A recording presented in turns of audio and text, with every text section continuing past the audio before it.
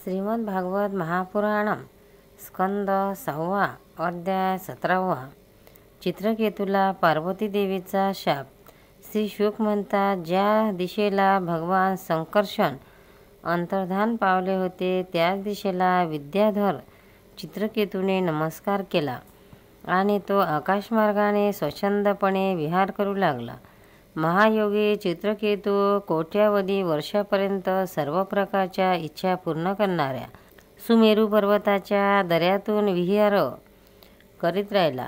या काळात त्याच्या शरीरातील बळ आणि इंद्रियांची शक्ती अबाधित राहिली. मोठमोठे मुनी सिद्ध चारण त्यांची स्तुती करीत असत. त्यांच्या प्रेरणेने विद्याधरांच्या स्त्रिया त्यांच्याजवळ सर्व शक्तिमान भगवंताचे गुण आणि लीला याचे गायन करीत असत.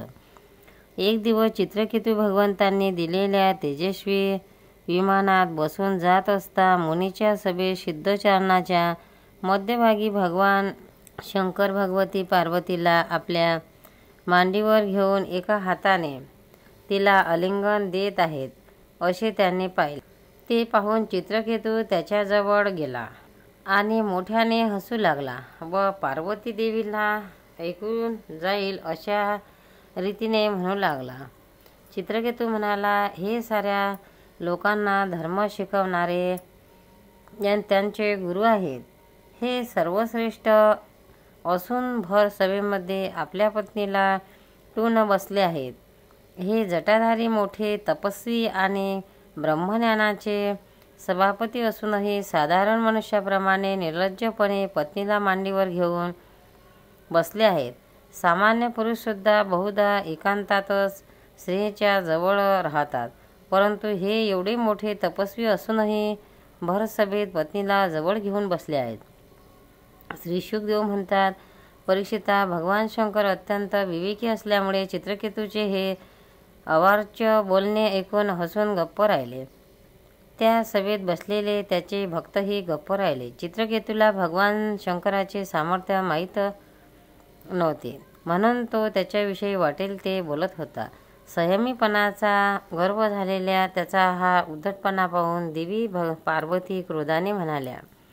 पार्वती देवी म्हणाल्या, अहो, या जगात सध्या आमच्यासारख्या दुष्ट आणि निर्लज्जपणाचा तिरस्कार करून त्यांना शिक्षा करणारा सत्ताधारी हाच आहे काय? असे वाटते की ब्रह्मदेव, भृगु, नारद इत्यादी त्यांचे पुत्र सनकादिक, कपिल मुनी इत्यादी महामुनी धर्माचे रहस्य जाणत नसावेत. म्हणूनच ते धर्ममर्यादाचे उल्लंघन करणाऱ्या भगवान शिवांना या गोष्टींपासून परावृत्त करीत नाहीत. हे महापुरुष त्यांच्या चरणकमलाचे ध्यान करीत असतात. त्या मंगलांनाही मंगल बनवणाऱ्या साक्षात जगद्गुरु भगवंताचा आणि त्याच्या ज्ञानीभक्तांचा हा अधम क्षत्रियाने तिरस्कार करून त्यांना दंड देण्याचा विचार केला आहे. म्हणून या उद्धटालाच शासन केले पाहिजे. मोठेपणाचा गर्व असणारा हा घमंडखोर ज्याची उपासना सत्पुरुष करतात, त्या भगवान श्रीहरीच्या चरणकमलाजवळ राहण्यास योग्य नाही. म्हणून हे दुष्टा, तू पापमय असुर योनीत जा. पोरट्या, त्यामुळे तू पुन्हा या जगात महापुरुषाचा अपराध करू धरजणार नाहीस. श्री शुक म्हणतात, परीक्षिता, जेव्हा पार्वतीने चित्रकेतूला असा शाप दिला तेव्हा तो विमानातून खाली उतरला आणि मस्तक लववून त्यांना प्रसन्न करू लागला. चित्रकेतू म्हणाला, हे माते, मी माझ्या ओंजळीत आपल्या शापाचा स्वीकार करतो, कारण देव मनुष्यांना जे काही म्हणतात ते त्यांच्या प्रारब्धानुसार त्यांना मिळवणाऱ्या फळाची केवळ पूर्वसूचना असते. अज्ञानाने मोहित झालेला जीव या संसारचक्रात भटकत असता नेहमी सगळीकडे सुख आणि दुःख भोगीतच असतो. आपण किंवा दुसरे सुखदुःख देणारे नसतात. अज्ञानी मनुष्य आपल्याला किंवा दुसऱ्याला सुखदुःखाचा करता मानतो. हे जग हा सत्वादी गुणांचा प्रहार आहे. या शाप, कृपा, स्वर्ग, नरक, सुख आणि दुःख यांना काय अर्थ आहे? एकमात्र परिपूर्ण भगवंतच आपल्या सर्व प्राण्यांना उत्पन्न करून त्यांच्यासाठी बंधन, मोक्ष, सुख, दुःख इत्यादी निर्माण करतात. भगवान श्रीहरी सर्वमध्ये समान आणि मायादी दोषरहित आहेत. त्यांना कोणीही प्रिय अप्रिय सगळा सोयरा आपला परका नाही. त्यांना जर सुखाचा लोभ नाही तर क्रोध तरी कोठून असणार. परंतु त्यांच्या मायाशक्तीचे कार्य असलेले पाप आणि पुण्याचं प्राण्यांच्या सुखदुःखात हित अहित बंधन सुटका जन्ममृत्यू आणि संसार याला कारणीभूत ठरते. म्हणून हे पतिव्रते देवी, शापापासून मुक्त होण्यासाठी मी आपली प्रार्थना करीत आहे. आपल्याला मी अयोग्य बोललो असे वाटले त्याबद्दल मला क्षमा करावी. श्री शुक म्हणतात, हे परीक्षिता, शिव पार्वतींना अशा रीतीने प्रसन्न करून ते आश्चर्याने त्यांच्याकडे पाहत असतात. त्यांच्यासमोर चित्रकेतू विमानात बसून निघून गेला. तेव्हा भगवान शंकर, देवता, ऋषी, दैत्य, सिद्ध आणि गण यांच्यासमोरच पार्वतीला म्हणाले. भगवान शंकर म्हणाले, हे सुंदरी, दिव्य लीला करणाऱ्यांना भगवंताच्या निष्पुष्य आणि थोर अशा दासानुदासाचा महिमा तू पाहिलास ना. जे लोक भगवंतांना शरण जातात ते कशालाही भीत नाहीत, कारण त्यांना स्वर्ग, मोक्ष आणि नरक हे सारखेच वाटतात. भगवंताच्या लीलेनेच जीवांचा देहाशी संयोग होऊन त्यांना सुखदुःख, जन्ममरण, शाप, वर हे द्वंद्वे प्राप्त होतात. जसे स्वप्नामध्ये स्वप्न आपल्याहून वेगळे वाटल्यामुळे त्यातील पदार्थ वेगळे वाटतात, किंवा जागेपणी भ्रमामुळेच दोरीच्या ठिकाणी सर्प आहे असे वाटते, त्याचप्रमाणे मनुष्याला अज्ञानाने आत्मा मध्येच देव, मनुष्य इत्यादी प्रकारचा भेट वाटतो.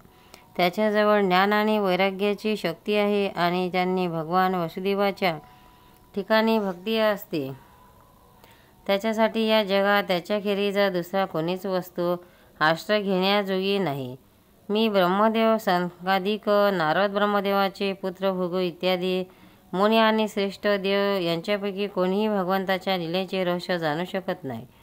तर मग जे त्यांच्या अंशाचेही अंश असताना स्वतःला त्यांच्यापासून वेगळे आणि स्वतःला कर्ता मानतात, ते त्यांचे स्वरूप कसे जाणू शकतील.